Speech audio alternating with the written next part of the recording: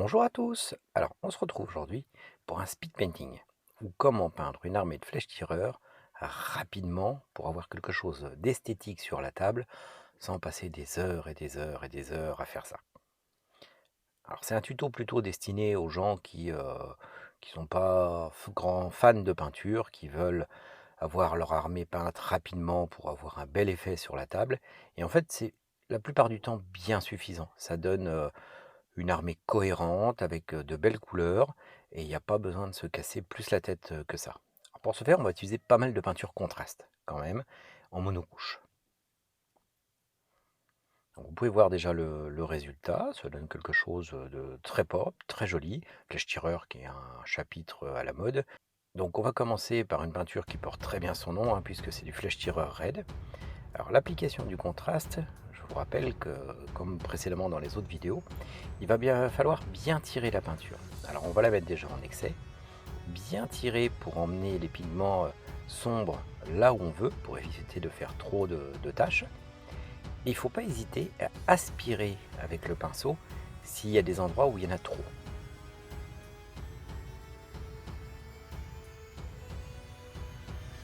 Pour la partie noire, on va utiliser du Black Templar, même principe. Donc on va bien le tirer pour lui donner un effet noir avec déjà des éclaircissements sur les bords et puis presque un peu usé, une armure qui a largement servi.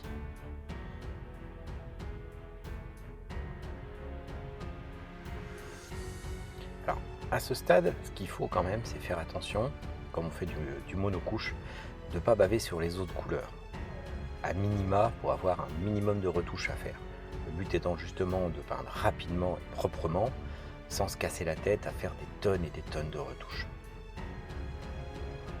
Alors, on va passer un petit peu d'éclaircissement sur le rouge pour accentuer légèrement l'effet du contraste, pour donner un petit peu de lignage en plus.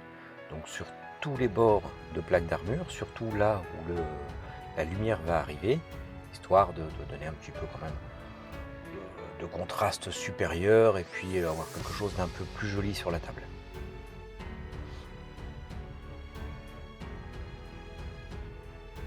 Une grande partie qu'on peut peindre avec le plat du pinceau, c'est un lignage qui n'est pas trop difficile, qu'on va pouvoir faire en une, deux couches. Alors ici, le saut de pureté, on va le faire en Alkaline Green, parce que d'habituellement ils sont plutôt rouges, et la figurine étant déjà très rouge, ça fait du bien de mettre une petite touche de bleu pour faire ressortir. J'en passe également un petit coup sur les oculaires du casque, avant les éclaircissements pour faire les yeux. Pour le parchemin, idem, on va pas trop s'embêter, on va le faire au Skeleton Horde en contraste, ce qui est très très efficace, encore plus que je trouve que le Séraphim Sepia sur du blanc. Ça prend moins de temps et ça donne un rendu vraiment joli.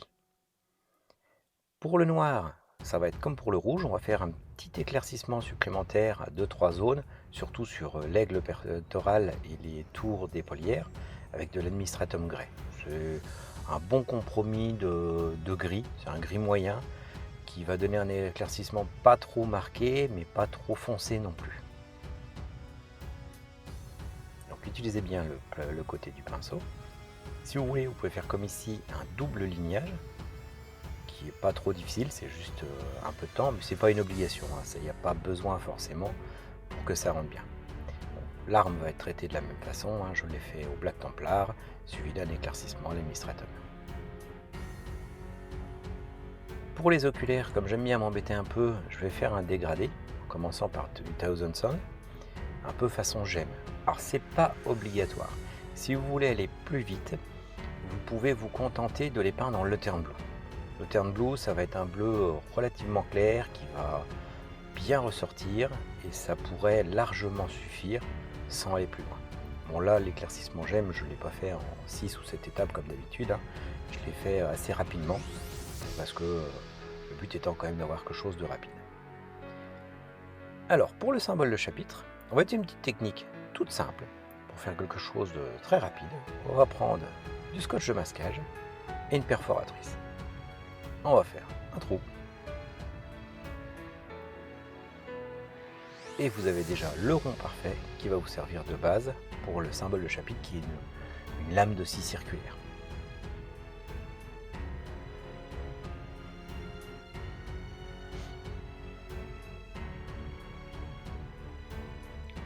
On le colle bien dessus en faisant attention qu'il ne reste pas de petits passages qui pourraient faire couler la peinture. On va le peindre en blanc. Une fois peint, il n'y a plus qu'à enlever le scotch de masquage et le rond est fait. Alors si le bord du rond n'est pas parfait, vous inquiétez pas, puisqu'on va peindre les dents de la scie circulaire. Alors ici, dans le même but de gagner du temps, je ne vais pas faire 40 dents sur ma lame, je vais en faire que 8. En plus c'est assez facile de partager en 8, donc je trace d'abord 8 petits traits, d'abord 4, puis encore 4 en diagonale, ce qui va me donner mes repères.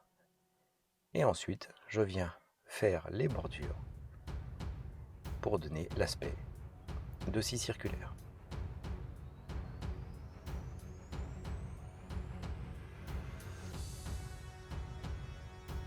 Pour la goutte de sang, c'est pareil, c'est pas très difficile. C'est comme pour le lignage du White Scar. Si vous voulez en savoir plus, je vous renvoie d'ailleurs sur la vidéo qui sera en haut à droite. N'hésitez pas à tracer des lignes avant pour vous guider. Au premier passage, ça sera forcément pas net, mais au passage suivant, l'œil va se guider sur les lignes et vous allez faire une goutte qui va être très belle.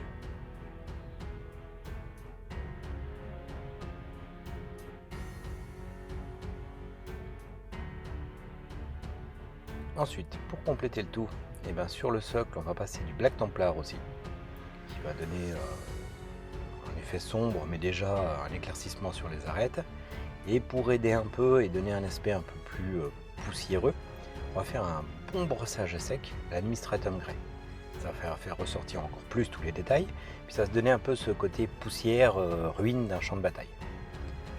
Un petit tour du socle à l'Abaddon Black, parce que ça fait toujours plus propre quand même, hein, un socle fini.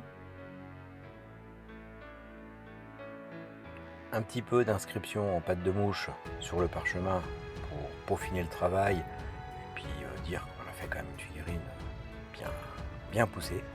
Et voilà, le tour est joué. Ça vous permet de faire une armée de flèches-tireurs conséquente, en passant pas un temps faramineux sur la peinture, et vous faire surtout plaisir à jouer. Donc j'espère que ça vous a plu. On se retrouve pour encore plein de vidéos et plein de tutos. À bientôt!